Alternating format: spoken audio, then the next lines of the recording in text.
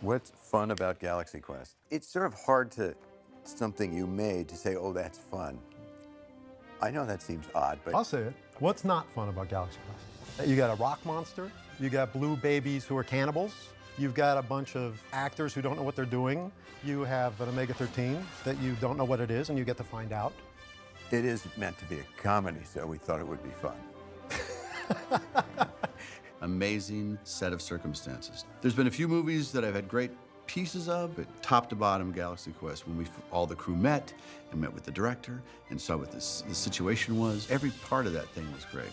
I've produced a number of movies, and people will stop me and they'll say, oh, I really like this one, or I didn't know you did that one. You mentioned Galaxy Quest, and it's just more often than not, just people just break into a broad smile. I love that movie.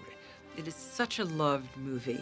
It came out of left field. People didn't know what to make of it, and they still don't. Guys, I was there. I was up there. Remember yesterday at the convention? Those people dressed like aliens? They were aliens. They were termites or Dalmatians. I can't really remember because I was kind of hungover. The, I think what's, Well said. yeah, thank you.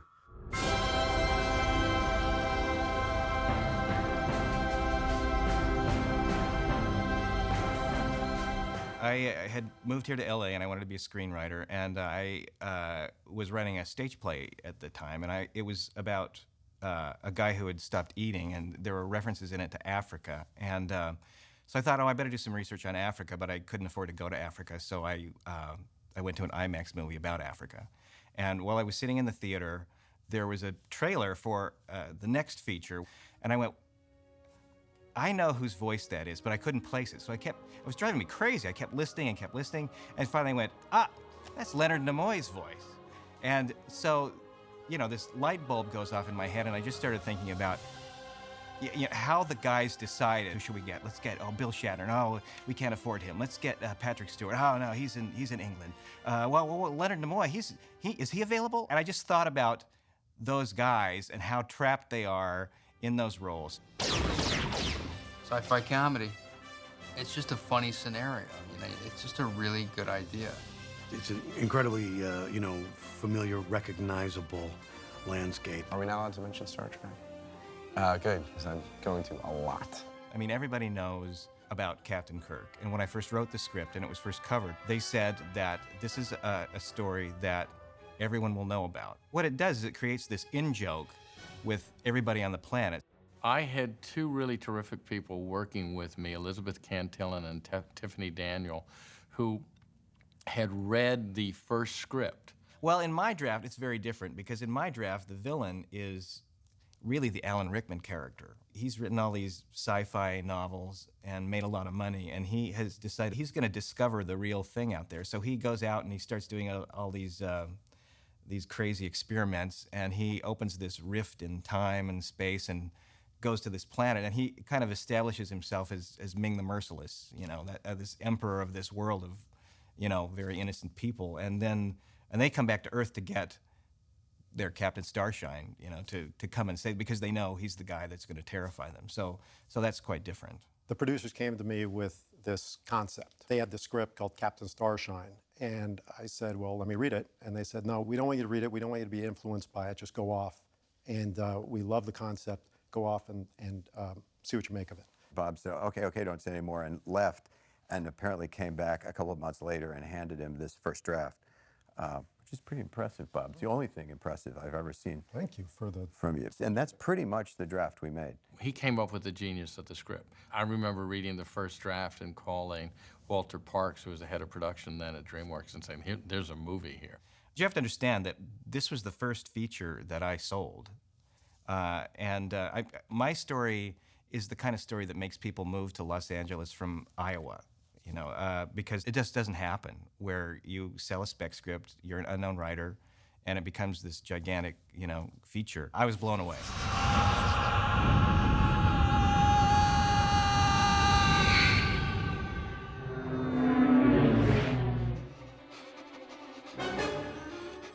I actually, in college, watched every Star Trek 5 times, and he hit every last aspect. It's like he took all the science fiction I'd read for 10 years and collapsed it into this one ridiculous, tragic story. My God, it's real. I didn't really know that I was a huge science fiction fan until I started writing. I didn't do a lot of research. I wanted to have my impressions of what those things were, and a lot of those cliches came out of them.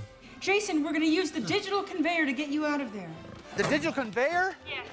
You mean I'm gonna be diced into cubes and set up there in a million pieces? Right. I was this freak for details. You can't just land on planets. And I was telling Dean this, and Dean is a great director. And he look, what do you mean? You just can't land the stupid ship on the planet. Somebody's got a tricorder or something. We got to test the oxygen level. We don't have that, Tim. Well, somebody's got to test the air. And so we did that whole scene with Rockwell. He took that line. He goes, you can't just open the door. Somebody's got to test the air. Is there air? You don't know. Seems okay. I love science fiction. You get to invent all this stuff theoretically working in outer space. I could really appreciate it since I spent days and nights and months and years on sets like that. Commander, some of the crew has requested to be present at this historic event. Sure, bring him in. It's not exactly a parody. What's brilliant, in my opinion, about Galaxy Quest, and I thought, well, when I saw it, they've made a movie just for me, is that it manages to spoof affectionately the very thing that it ultimately manages to deliver on at the same time. Galaxy Quest is a have your cake and eat it too movie, and those are the hardest, I think, to pull off.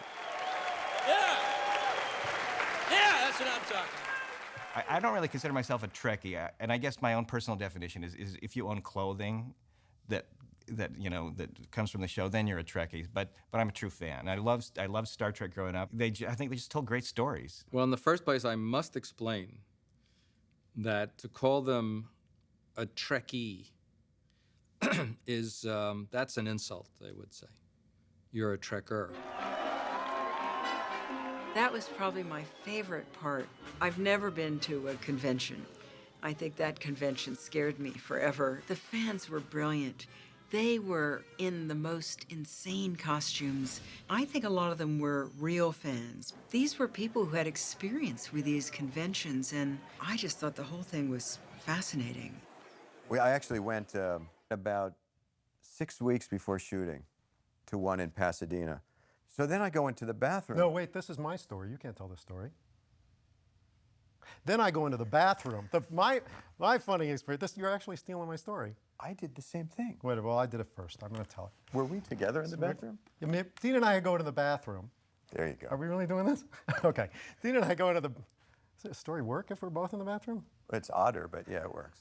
I go into the bathroom, and there are 3 Klingons at the urinals. And I just say, that's it. I don't have to write this scene. And it goes right in the movie. It has a great inherent misdirect in it.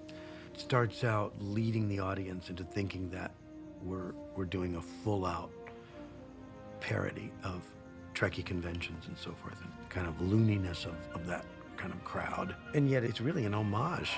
Give it up for the crew! The NSCA Protector! If anything, it was sort of embracing that lifestyle and that their imagination and their passion, and it was more of a love letter. It's for and about those people.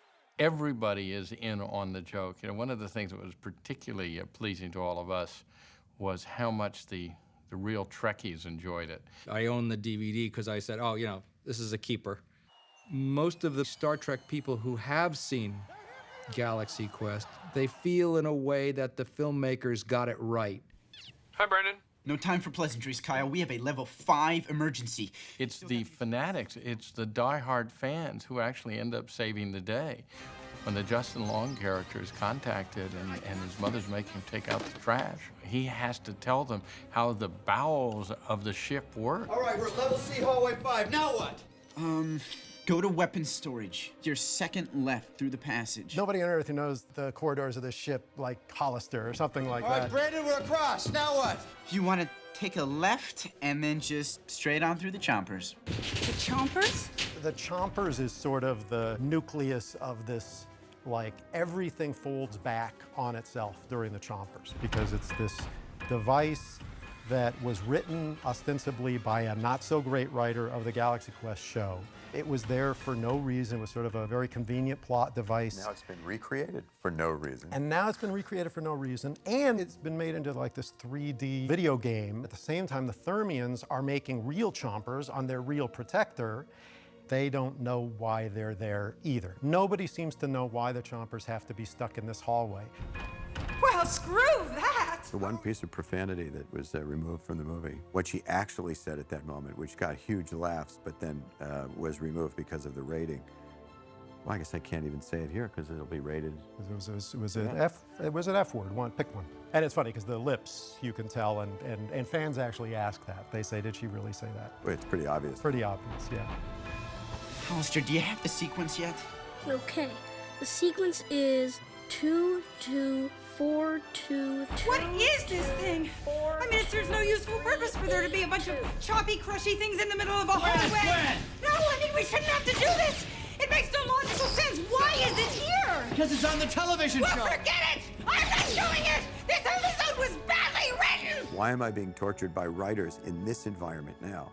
The Thermians have made all this stuff real. They've taken all this fiction, they've made it real, and now fiction is extremely important. It's the most important thing to everybody. Okay, go now. Sigourney and Tim are running through the chompers, and at the end of it, she says, Whoever wrote this episode should die.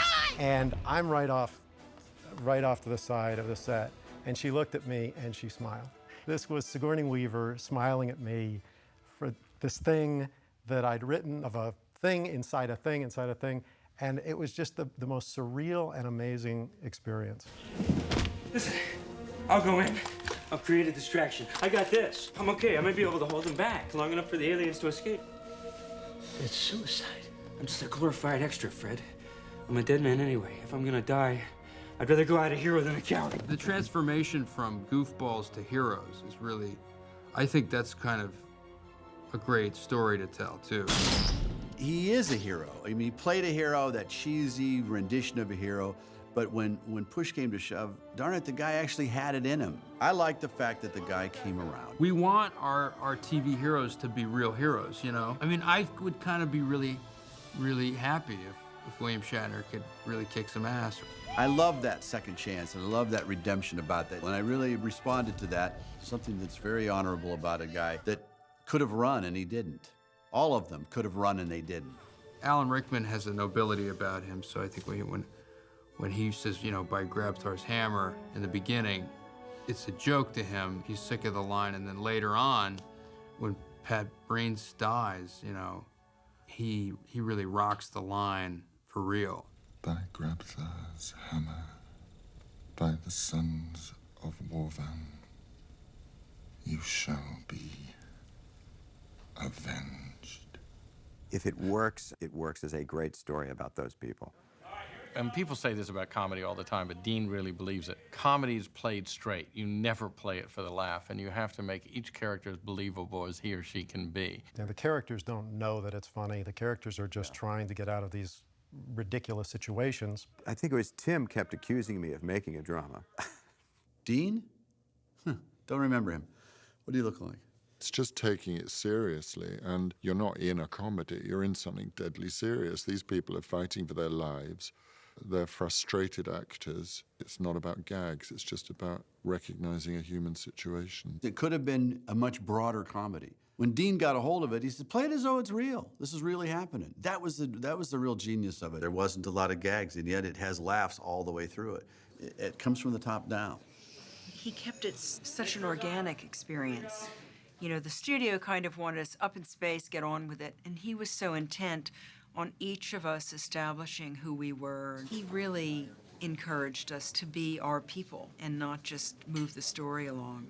And he was the kind of litmus test of taste and how far to push it. As an actor working for a director, Dean Parisot is perfect because he gives you enough rope to hang yourself, and then he'll just pick you up and say, great, now just bring it down a little bit. Dean really was a great leader on that film, really was.